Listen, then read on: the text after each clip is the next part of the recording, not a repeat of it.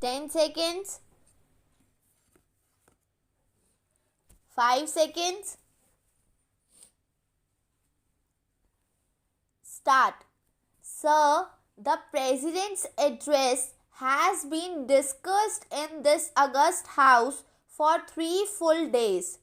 I understand that 37 speeches have already been delivered.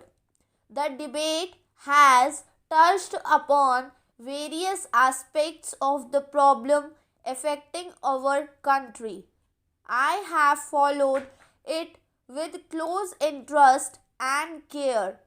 The President's address gives a picture of the country as a whole. It is intended to place before the House the full program for the future, the methods that we propose to adopt, the program for progress that has been chalked out, and the achievements that have so far been recorded. A picture like that has to be viewed from a correct angle. It is necessary that a sense of perspective and proportion should be maintained. If one does not try to take a balanced view of things or looks at the picture from an acute angle, then the judgment must be distorted. One should not allow his vision to be obstructed by individual happenings. The House has taken a favorable view of the address and it has commended itself to the approval and support of the good sense and wisdom of the House. I am grateful to the honorable members for their support in journal to the basic policies which have been set forth in this address. During the last 6 or 7 years, there has been steadily a shift in the subjects that are dealt with in the address. The economic and the developmental issues have been coming more and more to the front. It is but proper that it should be so.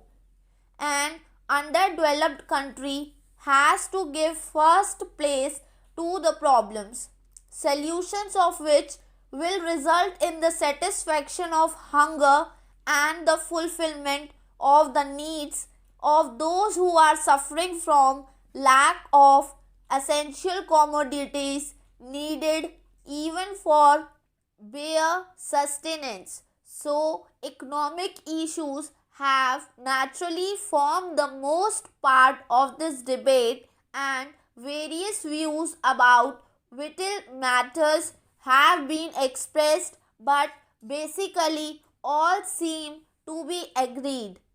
We want to establish a new rich socio-economic order, an order in which there will be a substantial share of the good things of life for everyone, and in which all will be bounded by the bonds of goodwill.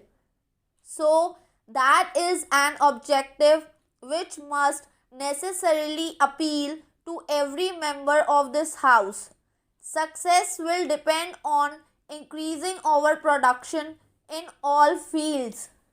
We have to see that the advance towards social justice is not in any way hampered for mere increase in production unless it is accompanied by social justice cannot result in equitable distribution. Even for providing adequate incentives, it is necessary that there should be a feeling in every man and woman in the country that there are better days in store for him or her. So, as we take these steps, we would have the active support of all who are in a position to work for the enrichment of the community. So, it calls not only for production but also for such measures as will ensure the welfare and goodwill of those who are in the backwaters today. Even for the proper use of production, it is necessary that there should be a measure of advance among the mass of the people. Otherwise, the goods produced will not be consumed and there will be no purchasers for them, and so production will shrink. It has been so in certain cases. When production is to be coupled with social justice and we have big schemes and very ambitious projects to bring this about, there may be occasional jerks and jolts. We must not on that account get depressed. Institutional changes have to be made and other social steps have to be taken.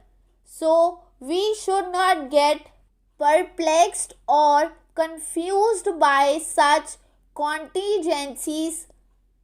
In our onward march, there may be occasions when we may feel that everything is not smooth and that there are hurdles on the way. There are bound to be such hurdles. We have to go forward with faith, determination, and courage. And unless we make up our mind to follow resolutely the course that we have laid down, we shall not be able to achieve what we all desire. I hope there is no difference of opinion about the goal. Our goal is the achievement of a socialist democratic society. The country's goal, as it is even now laid down, is a socialist cooperative commonwealth. While working for economic advancement, we have to preserve the human values for which we have always stood. We have to see that the fundamentals of democracy are not impaired. Progress can perhaps be accelerated and we can perhaps march forward even more quickly if we resort to cohesive methods, have little regard for those fundamental values which after all matter more than anything material, and if we forget the lessons that were learned by us in the days of our adversity. So we have to take care that the steps that we take are on regulated and sound lines.